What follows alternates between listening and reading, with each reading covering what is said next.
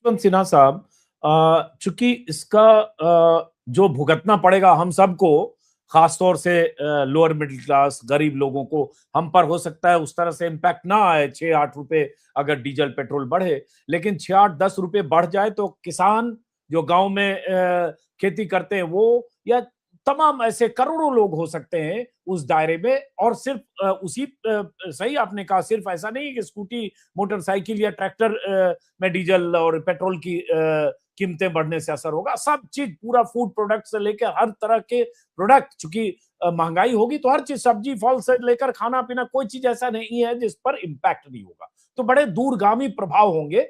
हम जैसे लोगों पर हो सकता है कम हो, लेकिन देश की करोड़ों, भाई 80 करोड़ लोग आज भी है ना जो 5 किलो अनाज के लिए आपको भगवान मानकर उनमें बहुत बड़ी तादाद में वोट देते हैं। तो इसका मतलब 5 किलो अनाज भी मायने रखता है इस देश में 80 करोड़ लोगों के लिए।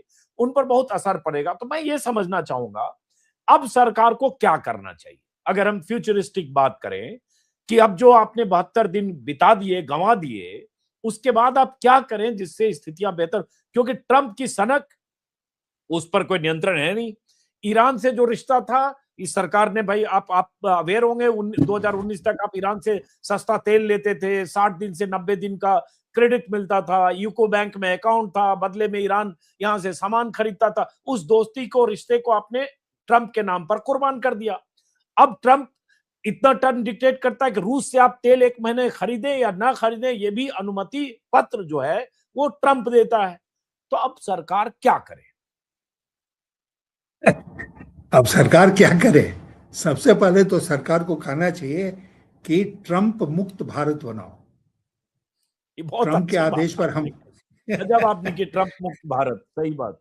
हाँ, पहले तो हम ट्रंप के सामने भगवान के वास्ते आप उसकी गुलामी मत कीजिए, आप उसकी गुलामी छोड़ दीजिए। उसको खुश करने का जो लगातार प्रयास आप करते रहे उसको छोड़िए। और आप जो एक सॉवरेन नेशन है, उस सॉवरेनिटी को बचाकर आप दुनिया में मजबूती के साथ खड़े होइए और कहिए कि भाई हमको जहां से सस्ता तेल मिलेगा हम लेंगे। रूस से भी लेंगे, अगर जरूरत पड़ी तो और देशों से लेंगे, ईरान से भी लेंगे। ये कहने की हिम्मत होनी चाहिए। दूसरी बात कि देखिए, पूर्व में जब ये क्राइसिस आया है ना, तो क्या हुआ है? ये हुआ है कि तेल की कीमत बढ़ी। मैं इसके पक्ष में नहीं हूं कि पेट्रोलियम कंपनीज के ऊपर सारा भार डाल दिया जाए, बल्कि मैं तो यहां तक कहूंगा कि जब हम लोग सरकार में थे और अटल जी की सरकार थी, तो हम लोगों ने ये तय किया था कि हम पेट्रोलियम कंपनी को वही आजादी देंगे जो दुनिया के दूसरे देशों में उनको मिलता है। क्या आजादी है? कि पेट्रोल पंप पर प्रतिदिन उस दिन की बाजार भाव को देखते हुए वो तय करेंगी कि प्रति लीटर पेट्रोल या डीजल की कीमत क्या होगी। तो एक दफा बढ़ाने की जरूरत नहीं पड़ेगी, थोड़ा बढ़ेगा थोड़ा घटेगा। यह आदेश लागू हो गया था। यूपी की सरकार आई तो उसने इसको दरकिनार कर दिया। फिर उसके बाद मोदी सरकार ने भी इसको नहीं पूछा। तो अब पेट्रोलियम कंपनीज के ऊपर, जैसा हरदीप पुरी ने कहा, 1,000 करोड़ का घाटा शुरू हो गया है। इसको 3 वे डिवाइड करना चाहिए इस बार को। पहले भी ये कर चुके हैं। नंबर 1, पेट्रोलियम कंपनीज कुछ बर्दाश्त करेंगी। दूसरा, सरकार कुछ बर्दाश्त करेगी। सरकार कैसे करेगी? एक्साइज ड्यूटी में कमी लाकर, और कुछ जो है 1/3 वो आप कंज्यूमर को कहिए कि भाई हम लोगों ने ये भार उठाया है, अब तुम 1/3 का भार तुम उठाओ। इस प्रकार करके आप तेल का जो ये संकट है प्राइस का, उससे आप बच सकते हैं। सारा भार जनता के ऊपर देंगे, गलत होगा। सारा भार आप पेट्रोलियम कंपनीज के ऊपर देंगे, गलत होगा। तो इसलिए इसको 3 वे डिवाइड करना चाहिए। पहले भी ये हो चुका है। और दूसरी बात कि हमको भविष्य में कहां से, अगले 30 दिनों में हमको कहां सबसे सस्ता तेल मिलेगा, वो हमको, एक स्पॉट मार्केट होता है और एक फ्यूचर मार्केट होता है। तो हमको फ्यूचर मार्केट में जाकर कहां सस्ता तेल मिलेगा उसको पता करना चाहिए, वहां से सस्ता सस्ता तेल खरीदने का प्रयास करना चाहिए। चलिए, तो अब देखते हैं सरकार क्या करती है। दूसरी बात, ये जो मेजर है सर, जो ये कहा गया कि भाई प्रधानमंत्री ने अपनी फ्लीट आधी कर दी, या अमित शाह ने अपनी फ्लीट कम कर दी, या योगी आदित्यनाथ ने अपनी फ्लीट कम कर दी, काफिला जो 50 गाड़ियों का काफिला होता है, क्या ये सब आ, आप दिखावटी मानते हैं, या वाकई इसमें गंभीरता है और इस सब से असर पड़ेगा और जनता इसी तरह से फिर मेट्रो और बस और सार्वजनिक परिवहन का इस्तेमाल करने लगेगी और इससे कुछ तेल रिजर्व कंट्री में बचेगा? देखिए, प्रधानमंत्री, मुख्यमंत्री और उनके मंत्री कितने काफिले में चलते हैं वो बहुत महत्वपूर्ण नहीं है। उन्होंने आधा कर दिया, इसका भी कोई महत्व नहीं है। यही महत्व है कि एक संकेत दिया जनता को। सबसे बड़ी बात जो है वो ये है कि सरकारी विभागों में हजारों लाखों गाड़ियां हैं सरकार की अपनी, जिसका वो लोग उपयोग या दुरुपयोग करते हैं ना, उस पर क्या कमी है? उस पर कोई कमी की आपने? सरकारी खर्च जो हो रहा है विभागों मंत्रालयों का, उस पर कोई कटौती की आपने? जो नहीं, एक सिर्फ सरकारी अभी विभाग यूपी से है खबर आई कि उनके खर्चों में नौकरशाहों क्या की कटौती गाड़ियों। हो रही है, पूरे बजट में क्या कटौती? हम्म, हम्म।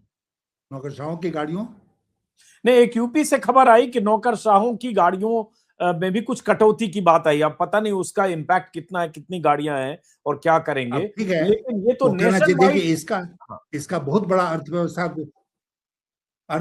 के ऊपर इसका बहुत बड़ा असर नहीं पड़ेगा, लेकिन एक उदाहरण बनता है कि भाई सरकार ने ऐसा किया, सरकारी कर्मचारियों ने ऐसा किया, मैसेजिंग के लिए। वही असर इसके ऊपर इसका पड़ता है।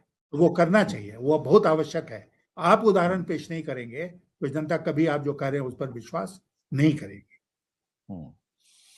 तो आखिरी सवाल सर, कि ईरान वार पूरी तरह से कब, जो टोल नाका है स्ट्रेट ऑफ हॉर्मुज का, कब खत्म होगा, जहां से दुनिया का 20% तेल और हमारा लगभग 50% तेल और गैस उसी रास्ते से आता है, ये अभी नहीं पता। और कब खत्म होगा और उसके बाद फिर वापस नॉर्मलाइज करने में कितना वक्त लगेगा, नहीं पता। तो इसका एक खतरा हम ये भी देख सकते हैं पब्लिक के लिए, जनता के लिए, कि ये हो सकता है साल, 1.5 साल, 2 साल तक इसका असर हो। बिल्कुल, इसका व्यापक असर रहेगा। और ये नहीं है कि युद्ध खत्म हो गया तो दूसरे दिन सब कुछ सामान्य हो गया। मैं जैसा आपसे पहले कह रहा था, युद्ध में जो डैमेज हुआ है वो डैमेज ठीक ठाक करने, रिपेयर करने में टाइम लगेगा ना। तो इसलिए इसका जो असर है वो रहने वाला है युद्ध समाप्त होने के बाद भी कई वर्षों तक। और इसके लिए भारत देश को तैयार रहना पड़ेगा, सरकार को तैयार रहना पड़ेगा। क्या तैयारी करते हैं ये लोग मुझे नहीं पता, लेकिन पूर्व में बहुत सारे उदाहरण है जब सरकारों ने इस तरह की स्थिति, गंभीर स्थिति को फेस किया है और सक्सेसफुली, सफलतापूर्वक फेस किया है। चलिए, बहुत बहुत शुक्रिया यशवंत सिन्हा साहब, बहुत बहुत शुक्रिया।